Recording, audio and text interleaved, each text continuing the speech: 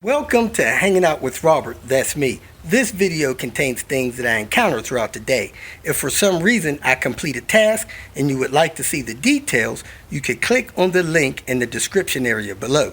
This video also contains tips and tricks that I learned throughout the years. I plan on leaving this video accessible for about 30 days. After that, you can view it through my Patreon account. Thank you very much for watching.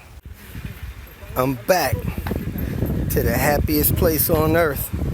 Wanted to get a couple things yesterday, couldn't because we didn't have the tools. So I'm out here today to grab a couple of things real quick. They said there's an 850 out here, but we didn't see it yesterday.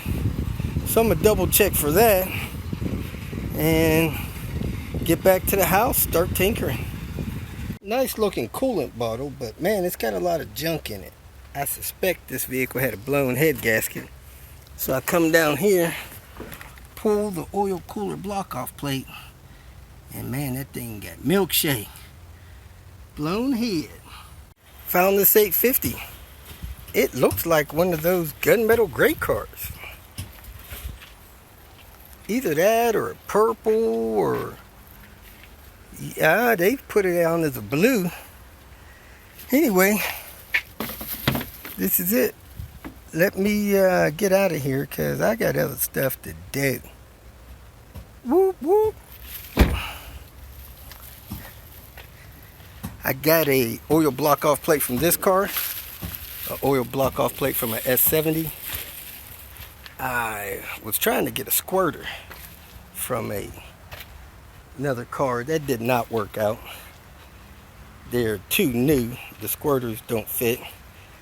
I got an oil block off plate from this car here, and I got a multi-function switch from this car here. They got a car that the turn signal's getting stuck. Mechanic thinks it's probably the turn signal stock, so let me press on, get on out of here. Got this 850 here. Man, this is another clean white one. Why are the white ones always so clean?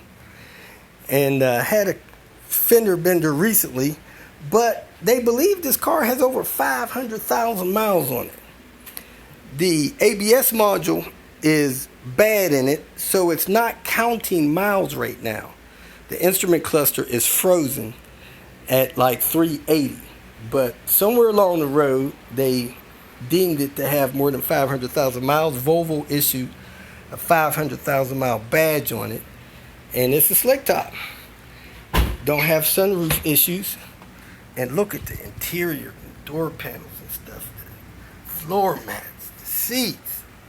Man, this thing is, it's a nice car. Even the dash pad is barely buckling on this thing. So hey, take care of them. They last a long time. That owner thinks it might have 700,000 on it. But you know, you got to get that ABS module fixed so this cluster can start counting miles again.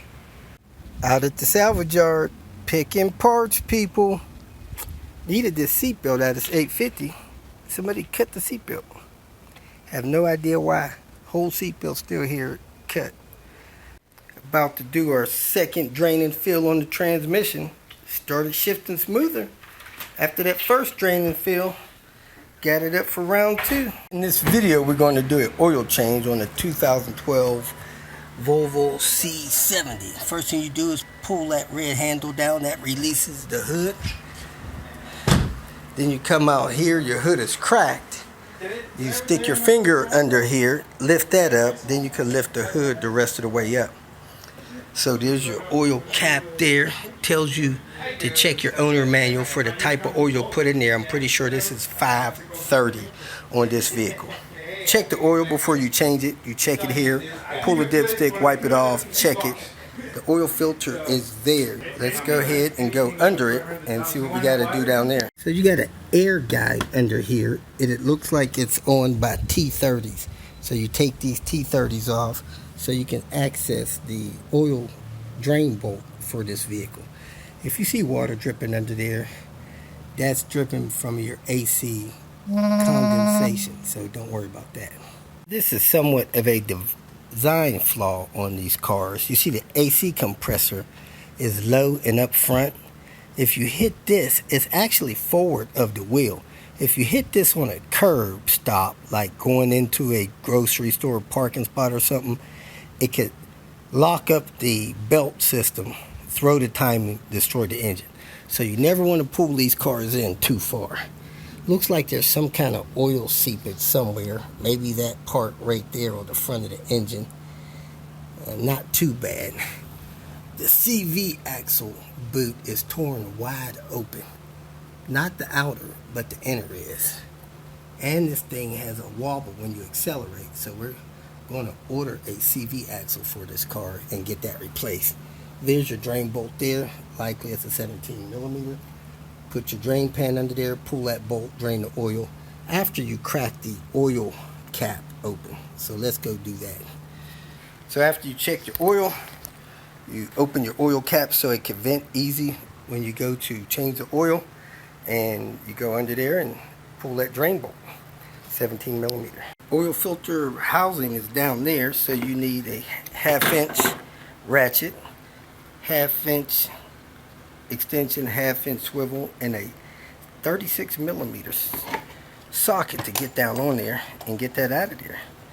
So let's go ahead and remove that. Somehow lost the rest of these clips that I recorded when changing this oil. So you remove this oil filter housing cap, you go down under the vehicle, drain the oil out of the oil pan and catch it all in the oil pan. You put a new crush washer on that bolt, you reinstall that bolt, you take the filter out of this housing, replace the gasket around the filter housing, you pop the new filter in the housing, then you reinstall this oil filter housing on the engine, and you probably torque that to about 25 Newton meters, which is somewhere around 18 foot-pounds. Then you torque the oil drain bolt to about 18 foot-pounds as well. Then you fill the oil up.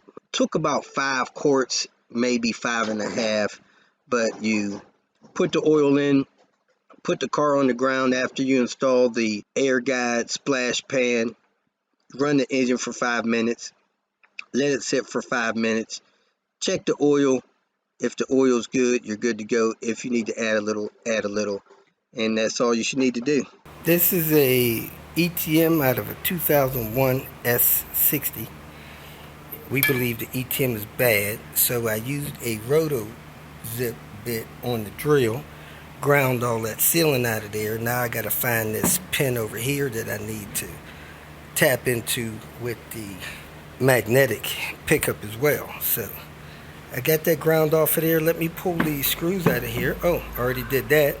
It's got oil in there for some reason. Let me pry this off and get ready to put the replacement one on. The last few of these I've done, I've just pried this up and have the solder break loose from them.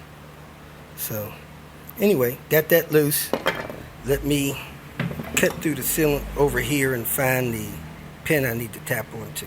Use Willie Gillies Dremel with the extra thick cutting wheel. Cut that thing off like it was soft chicken bone. Was trying to put this ETM together. The battery was too weak on my Milwaukee to use the soldering iron, so I'm gonna come back to that. I'm gonna take it to the post office and weigh it because I don't have my scale handy. I think I took it home, left it home, and I got 2 more packages I need to drop off there.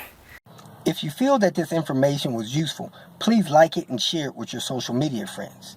You can subscribe to my channel so that you will get notifications of future videos that I post. You can follow me on Twitter, and if you need to contact me directly, please visit my website. And if you have any questions, leave them below, and someone or myself will reply to them. Again, thank you very much for watching.